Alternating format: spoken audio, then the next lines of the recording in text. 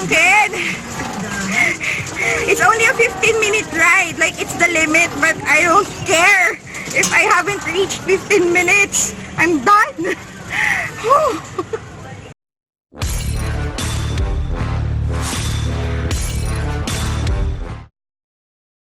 Alright mga pamangkin, in a few minutes, the bird show is going to start outside. Yeah, outside. The same stage where the sea lion show will happen. So was the evening symphony show. Yeah. So, we're going to have a quick merienda. Ayan, hot dog sandwich and root beer. Yun lang. So, I have to eat na because I don't want to be late. I want to get the best seat. Our first live show today, All-Star Bird Show. Let's go!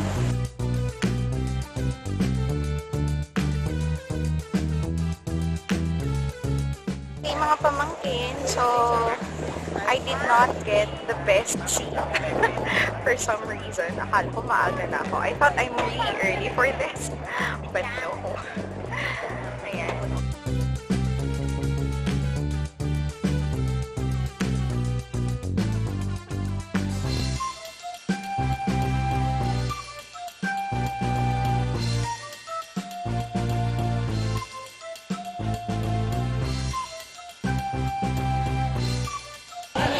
Swimming, and it is Sandy. Our people of Pero will be boss. And today, you will be running out. Because you know what, it's okay. And then we I'm dividing it like in two. So, where's the bird? All of the birds here for Sandy. Come on, bird. Say Sassy, Sassy, Sassy, sassy. Go, Go, girl. all the boys. All the boys will cheer for Sandy. Come on, boys, make you cheer. Ready, ready. There we go. Ready, ready, set, go. Welcome, Sandy, the bird, huh? Right, Sandy, get over Sandy.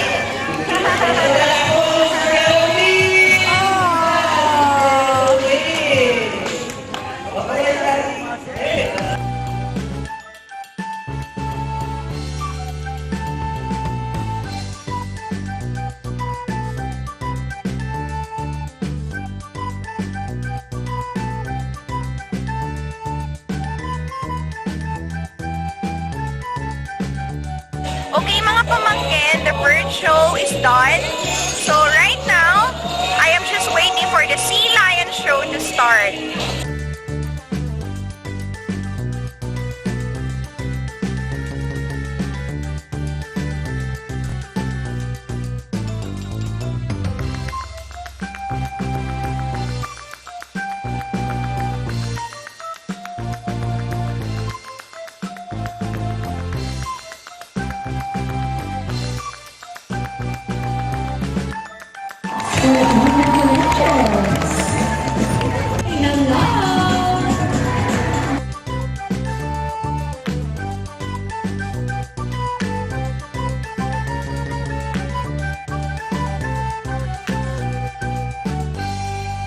Ready? 25 miles per hour! Ready? Welcome, salute! 2, 3, 4, hop, no, salute!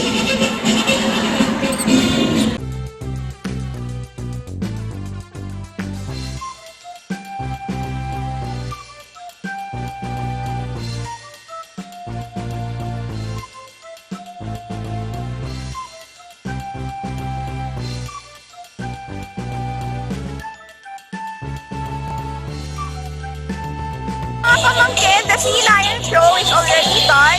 So, I have 1 hour for until the symphony evening show that will be also held here. Evening symphony show? Symphony evening show? Yeah, it's gonna start at 6:30 p.m. It's the only run for this show, so I do believe, I would bet on that the line would be really long in a few minutes. So, unahan na natin. go. Mga pamangkin, since it's not my first time to see this particular show, I know now where to sit. So not so high, but not so low. I'm a bit tired, and I'm currently menstruating. So don't mind me. Don't mind my hormones.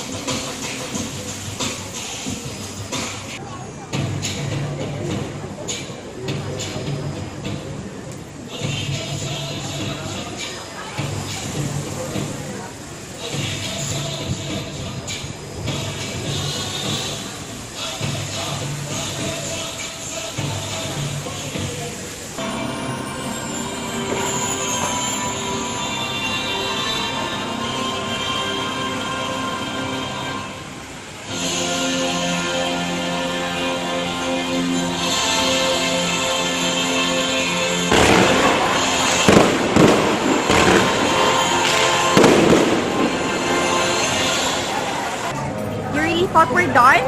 No, not yet. I'm actually rushing to our last attraction. It's called Neon Rides.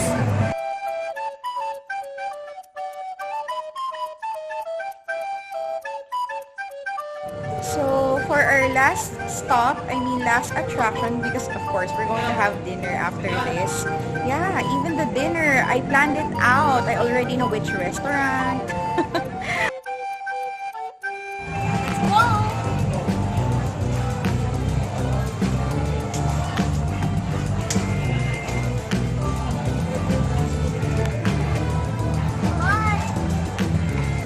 Gosh, I need to stop vlogging so I could concentrate, okay? We are all adults here. But yeah, this is so much fun. Ang weird ng sound.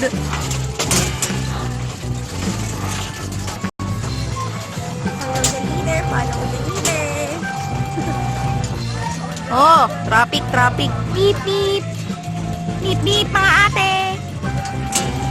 Okay. Oh, good. It's only a 15-minute ride. Like, it's the limit, but I don't care. If I haven't reached 15 minutes, I'm done.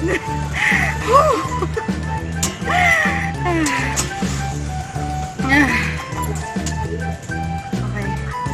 Let's go. Let's eat dinner. Oh. Oh. Right. Okay. Did you see that? Did you see that? If you're not into physical activities like me, I have a sedentary lifestyle. This is not recommended for you. Okay?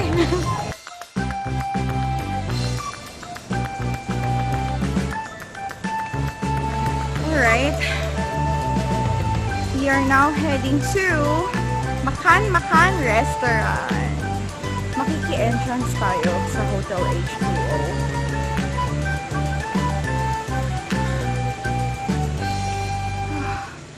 Finally, aircon.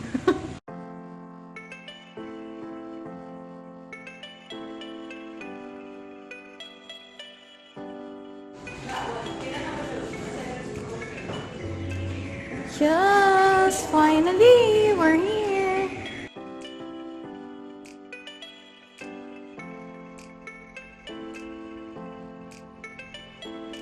Alright mga pamangkin, I'm still here with you, your very own Tita, and I'm not sure if you can already see the haggardness in my face.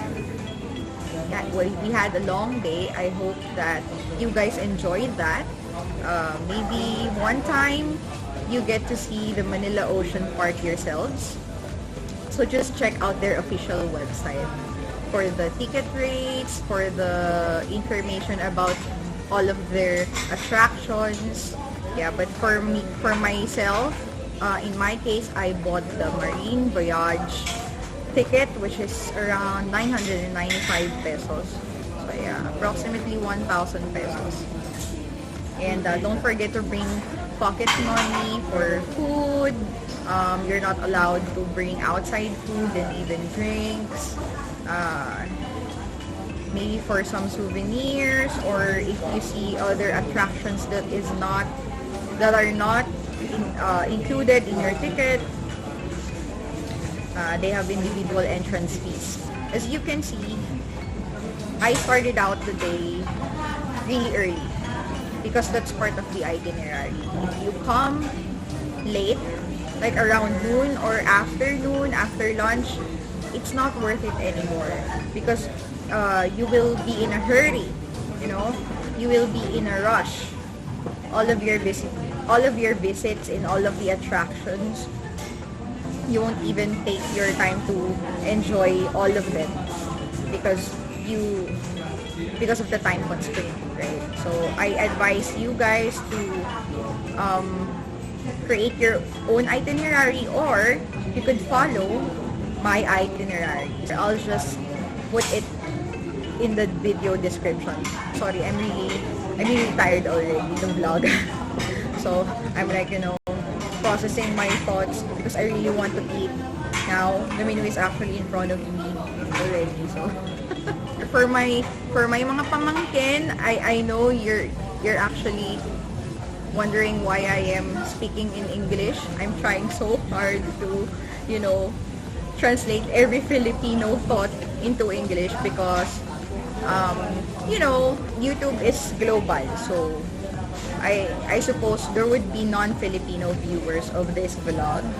Yeah, I realize that. So I'm sorry for all my non-Filipino viewers. I'm trying so hard to use the universal language so you could relate to my vlogs, okay? That's it. Create your itinerary, or you could follow mine. Come early, bring pocket money, wear comfortable clothes, right? And that's it. Just have fun, enjoy the day. Oh, one thing about the parking pala. The parking for me lang naman, is a bit expensive. I think it's around 50 pesos for the first 2 hours, and then around 30 pesos per succeeding hour. I'm not so sure. I just saw it from the get-go, so I'm not really sure. But according to my very sharp memory, yeah, that's how it costs. So if you're planning to stay for the whole day and you're gonna park inside Manila Ocean Park, you better have like around 500 pesos for the parking fee. I'm not sure. I did not do the math. So that's just a wild guess. Yeah, so you can park outside naman. You can park outside. So for me, you really have to come early, especially if you have a car, so that you get the free slots outside. Just right outside the gate. I hope you did enjoy this vlog. It's not easy to vlog this. I don't get to really 100% appreciate all of the attractions because I have to explain things, I have to take videos, it's different. The experience is always different when you're vlogging and when you're not vlogging. So if you do have questions, feel free to comment down below. And yeah, please do like this video. This is not easy to vlog, I swear. I'm really tired. So please do like this video and feel free to share it to your friends if you guys are interested to visit Manila. Yeah, comment down below if you have questions or if there's anything that you'd like to share. If you have your very own Manila or Ocean Park experience. And don't forget to subscribe to my YouTube channel. Please do subscribe. I would appreciate it. So this has been Tita, the Tita that you never had. Bye mga pamangkin.